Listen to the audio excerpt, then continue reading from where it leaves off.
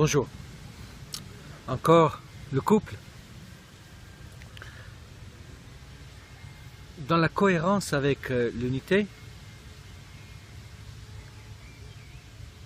pourquoi, dans ce cas-là, effectivement, se soucier de la relation avec l'autre, puisqu'en fait, nous sommes tous un.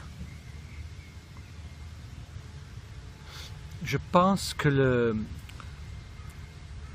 l'objectif de la vie, le but, c'est d'aller du 2 vers le 1, de la dualité vers l'unité. Et je pense que la manifestation du couple, de l'homme et la femme, est une des voies qui permet la voie de l'amour, la voie du tantra, du Tao. Tisser la relation pour tisser l'amour. Et tisser l'amour veut dire donc tout doucement arriver à cette notion d'unité. Est-ce que j'ai besoin de l'autre pour ça? Est-ce que j'ai besoin pour ça d'être en couple? Je pense pas.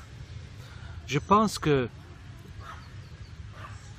dans l'absolu, nous n'existons pas tel que nous le percevons. Nous sommes dans l'absolu déjà un. Nous avons créé une illusion manifestant la dualité. Un peu comme on peut s'imaginer un peloton de soldats, un groupe de soldats à qui on enlève la boussole et les cartes et qu'on met dans un camion et on le fait circuler et tourner, et à un moment donné, en plein milieu de forêt, on le fait sortir et on leur dit maintenant rentrez chez vous. C'est un peu ça. Nous avons créé la dualité, immiscé des malentendus à travers les blessures, donné un sentiment de vouloir combler un vide qui va nous pousser vers l'avant. En tout cas, qui va nous pousser dans une certaine direction. Mais il ne s'agit pas, comme encore une fois, de combler ce manque avec l'autre. Il n'est pas fait pour ça. Il s'agit, dans l'absolu, de créer cette notion de couple intérieur. Ça veut dire quoi, ça? Ça veut dire que moi, déjà, en fait, j'ai ce masculin et féminin, ce yang et ce yin en moi. Tout ce qui se passe, c'est qu'elle est manifestée à l'extérieur. Mon masculin est manifesté à travers de tout ce que je perçois de masculin autour de moi, et mon féminin est à l'extérieur. Et ils ont été bien différenciés dans cette expérience. Mais l'objectif, c'est de créer ce mariage intérieur. Et j'aime bien l'image du Tao, le yin et le yang, avec une partie noire, une partie blanc, avec une tache de chaque couleur de l'autre côté. C'est bien ça. C'est à l'intérieur de moi que je dois transformer, me transformer.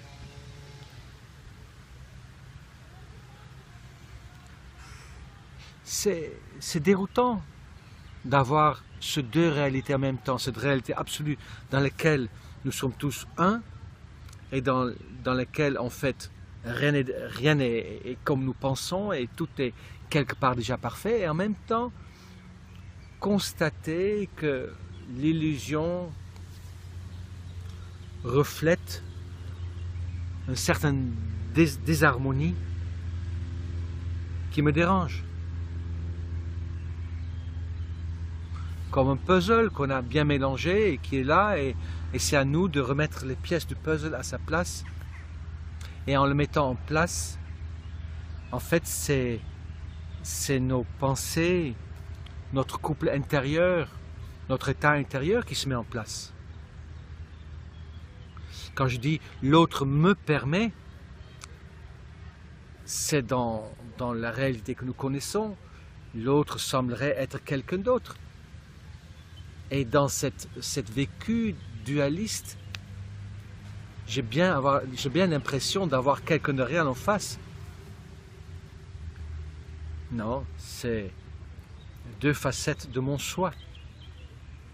Mon soi masculin ici, mon soi féminin, ou si c'est dans mon face, ça peut être aussi, encore une fois, une partie de mon soi masculin, yang. Et comment créer ce mariage intérieur alors? Comment faire en sorte que ce yin et ce yang redeviennent harmonieux? Mais justement, c'est ça. Je pense que si je reste assis dans ma chambre en train de méditer,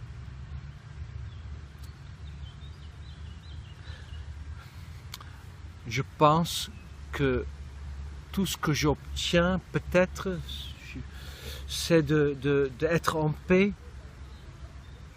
avec la situation dans laquelle je me trouve. Je ne pense pas que je peux réellement vivre l'histoire de l'unité en excluant le monde. Il y a beaucoup de gens qui méditent et parfois je considère certaines personnes entrant dans cette pratique comme des fuites. Pour certains, de mon point de vue, c'est juste, mais je vois certaines personnes qui en fait font ça pour éviter le monde. Dans ce cas-là, effectivement, cette manière-là ne permet pas de unir puisque l'acte à la base, c'est un acte de séparation.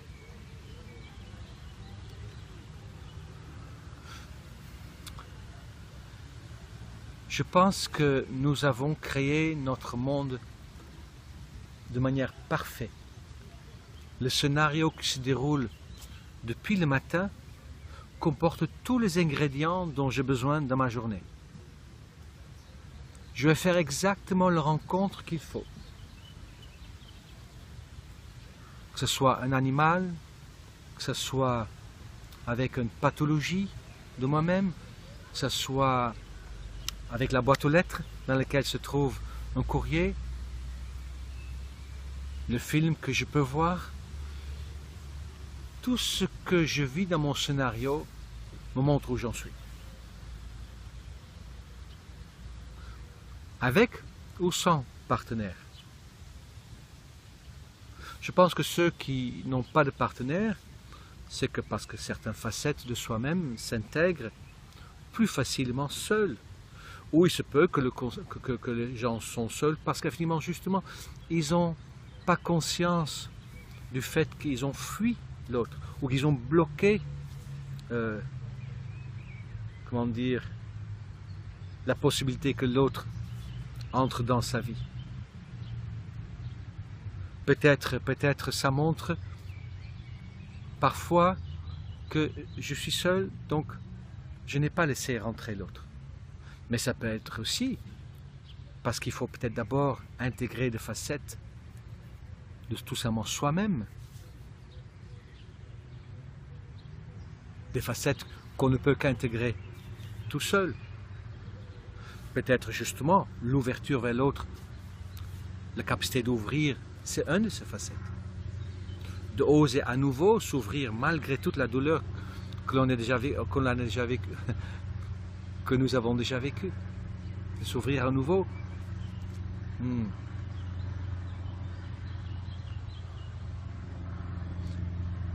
Et le couple extérieur, encore une fois, permet. Quand mon yin et mon yang intérieur sont équilibrés, ma relation avec les hommes et les femmes est équilibré aussi. Si nos relations ne sont pas équilibrées, dans ce cas-là, mon couple intérieur n'est pas équilibré. Ça, c'est pour moi l'évidence. Mais tout ce que je fais à l'extérieur, c'est pour mon soi que je le fais. C'est intéressant parce qu'actuellement, quand je parle à un ami qui propose justement la technique Imago, ou que j'en parle à certains autres, des hommes, des femmes,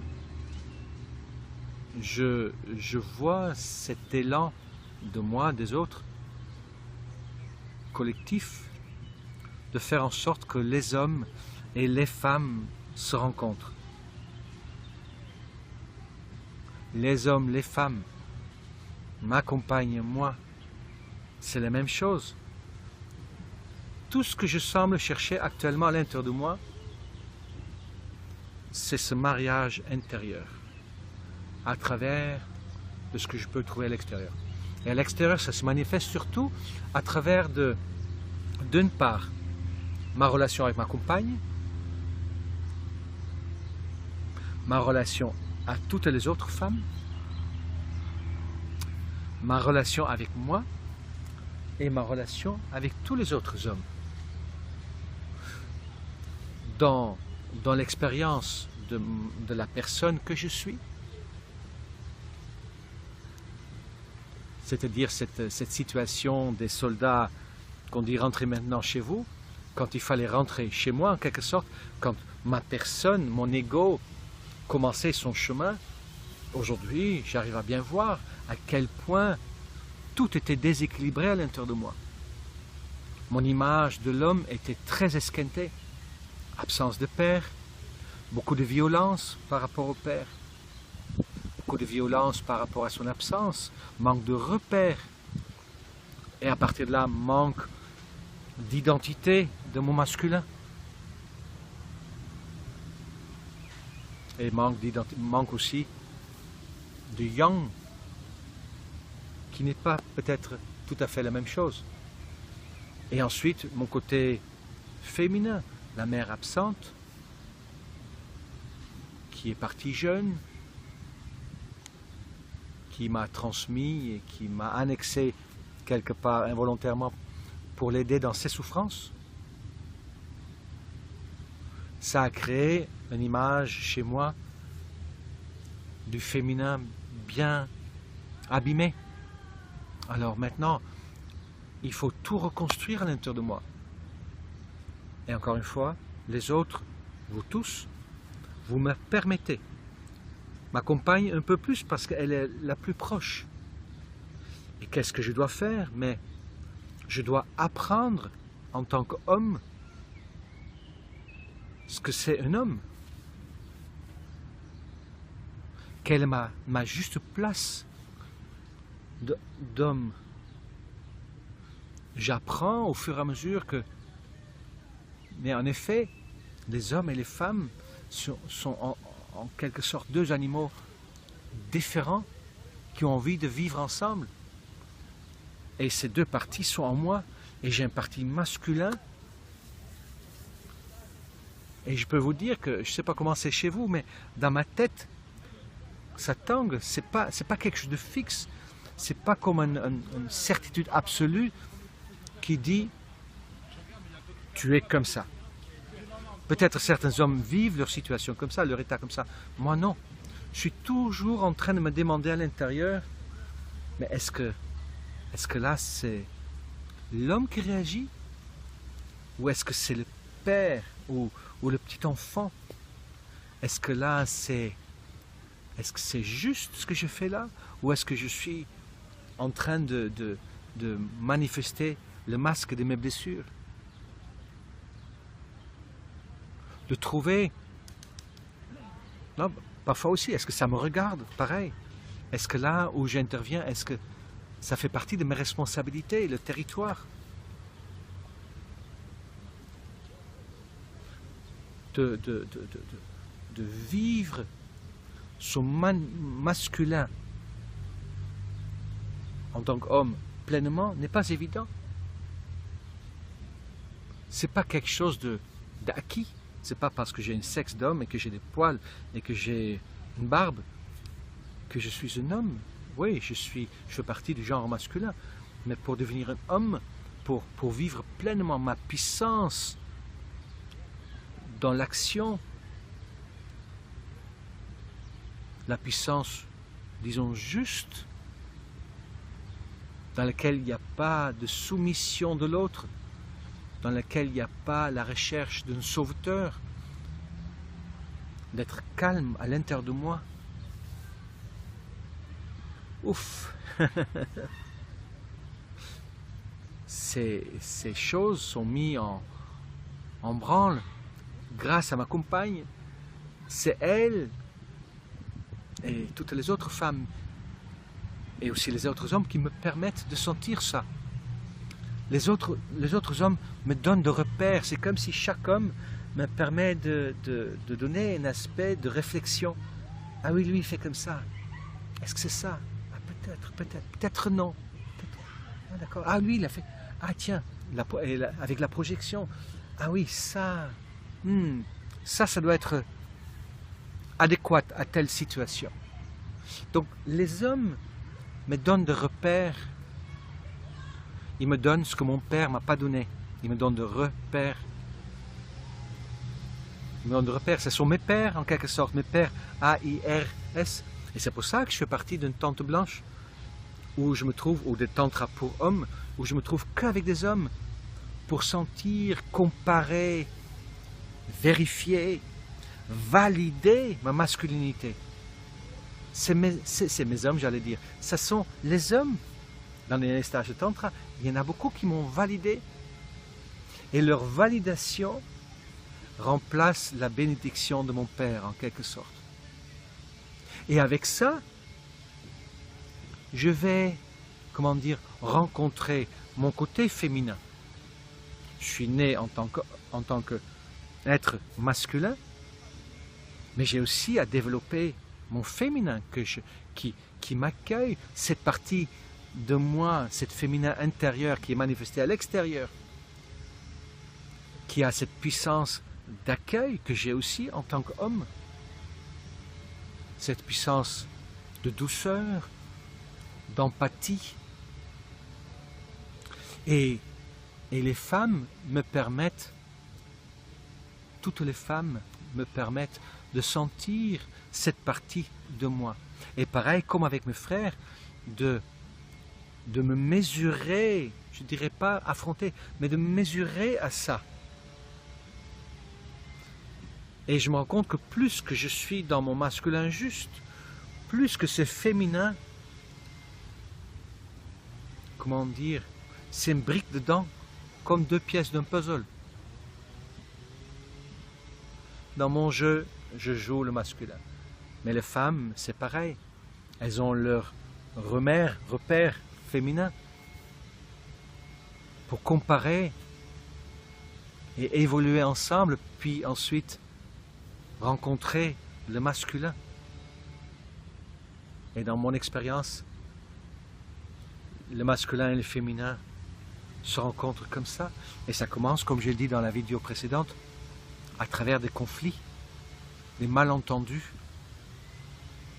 Parce que c'est comme ça que nous avons choisi de commencer l'histoire, comme une pièce de puzzle qu'on a tout mélangé, et après il faut remettre en place, et parfois ça crée des frictions, et c'est important qu'il y ait des frictions, parce que c'est grâce à ça qu'on peut faire nos choix. Voilà, c'est ce que je veux dire de couple intérieur, mais à la base, c'est ça. Je crée, grâce à cette manifestation extérieure, je peux créer l'harmonie de mon couple intérieur, ce mariage vers où je vais. Et même ce mariage-là, elle est pour le meilleur et pour le pire. Le meilleur, c'est quand c'est les noces. Et le pire, c'est quand tout à l'extérieur me donne envie de me carapater. Et pire peut-être encore, parfois, pour certains. Le couple intérieur, pour moi, c'est ça. Et on le construit grâce à tous ceux qui jouent le même jeu avec nous. Voilà, pour l'instant, c'est ce que je voulais partager avec vous. Je vous souhaite une très belle journée, à très bientôt. Au revoir. Bonjour. Encore le couple. Dans la cohérence avec l'unité, pourquoi, dans ce cas-là, effectivement, se soucier de leur relation avec l'autre, puisqu'en fait, nous sommes tous un. Je pense que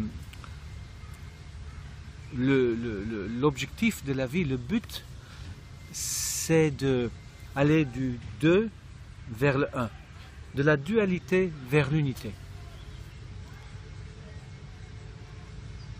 Et je pense que la manifestation du couple, de l'homme et la femme, est une des voies qui permet la voie de l'amour, la voie du tantra, du Tao, tisser la relation pour tisser l'amour. Et tisser l'amour veut dire donc tout doucement arriver à cette notion d'unité. Est-ce que j'ai besoin de l'autre pour ça? Est-ce que j'ai besoin pour ça d'être en couple? Je pense pas. Je pense que dans l'absolu, nous n'existons pas tel que nous le percevons. Réellement, vivre l'histoire de l'unité en excluant le monde. Il y a beaucoup de gens qui méditent et parfois je considère certaines personnes entrant dans cette pratique comme des fuites. Pour certains, de mon point de vue, c'est juste, mais je vois certaines personnes qui en fait font ça pour éviter le monde. Dans ce cas-là, effectivement, cette manière-là ne permet pas de unir puisque l'acte à la base, c'est un acte de séparation.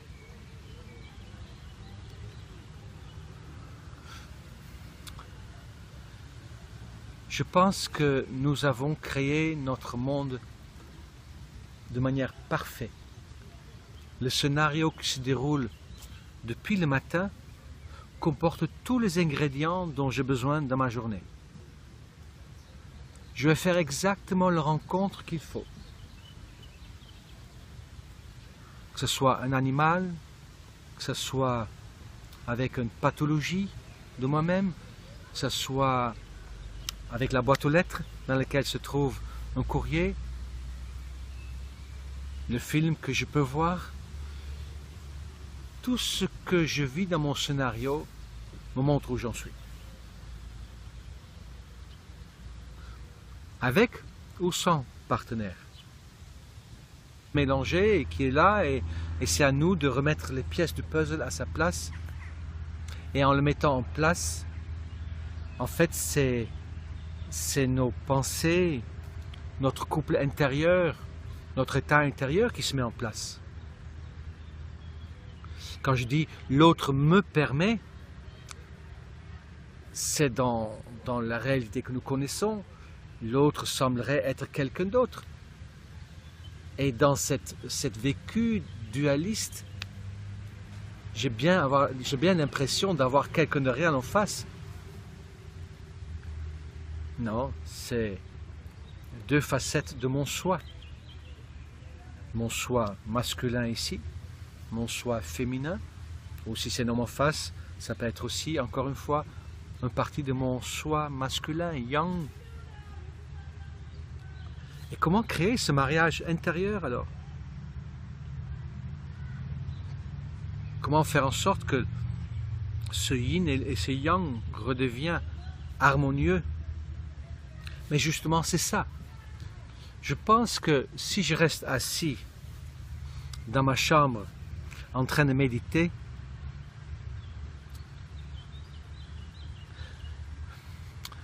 je pense que tout ce que j'obtiens, peut-être, c'est d'être en paix avec la situation dans laquelle je me trouve. Je ne pense pas que je peux nous sommes dans l'absolu déjà un. Nous avons créé une illusion manifestant la dualité. Un peu comme on peut s'imaginer un peloton de soldats, un groupe de soldats à qui on enlève la boussole et les cartes et qu'on met dans un camion et on le fait circuler, circuler et tourner, et à un moment donné, en plein milieu de forêt, on le fait sortir et on leur dit maintenant rentrez chez vous. C'est un peu ça. Nous avons créé la dualité, immiscé des malentendus à travers les blessures, donné un sentiment de vouloir combler un vide qui va nous pousser vers l'avant. En tout cas, qui va nous pousser dans une certaine direction. Mais il ne s'agit pas, comme encore une fois, de combler ce manque avec l'autre. Il n'est pas fait pour ça. Il s'agit, dans l'absolu, de créer cette notion de couple intérieur. Ça veut dire quoi, ça? Ça veut dire que moi, déjà, en fait, j'ai ce masculin et féminin, ce yang et ce yin en moi. Tout ce qui se passe, c'est qu'elle est manifestée à l'extérieur. Mon masculin est manifesté à travers de tout ce que je perçois de masculin autour de moi, et mon féminin est à l'extérieur. Et ils ont été bien différenciés dans cette expérience. Mais l'objectif, c'est de créer ce mariage intérieur. Et j'aime bien l'image du Tao, le yin et le yang, avec une partie noire, une partie blanc, avec une tache de chaque couleur de l'autre côté. C'est bien ça. C'est à l'intérieur de moi que je dois transformer, me transformer.